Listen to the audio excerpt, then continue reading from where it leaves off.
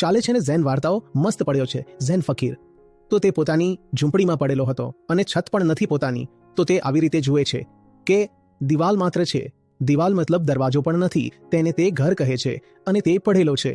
ઉપર ચંદ્ર છે. ચંદ્રને તે આમ જુએ છે. એક અભાગ્યો ચોર, અભાગ્યો જ હશે જે આવા ઘરમાં ઘૂસશે. તે ઘૂસી આવ્યો. તે શોધી રહ્યો છે. તેને કંઈ મળી જ નથી રહ્યું અને તે એકદમ જ નિરાશ. તે તેને આવી રીતે જોઈ પણ રહ્યો છે.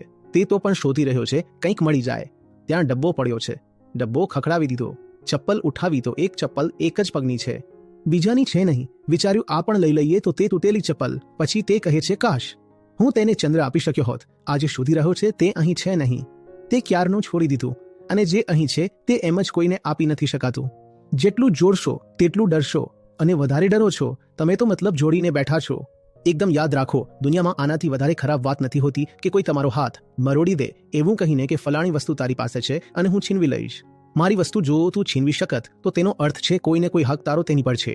તે પછી વસ્તુ એવી છે જે તેનો માલિક બનીને પણ અસ્તિત્વમાં હોઈ શકે. ત્યારે જ તો તે છીનવી શકે છે ને. એવી કોઈ વસ્તુ પકડો જ નહીં જે તમારાથી છૂટીને પણ અસ્તિત્વ ધરાવે. એનો મતલબ તે વસ્તુ તમારી છે જ નહીં. અને જો તેને પકડી રાખશો તો તે જ હાલ થશે જે બેવફાથી આશિકી કરીને થાય છે. શું થાય છે? ડર રહેશે.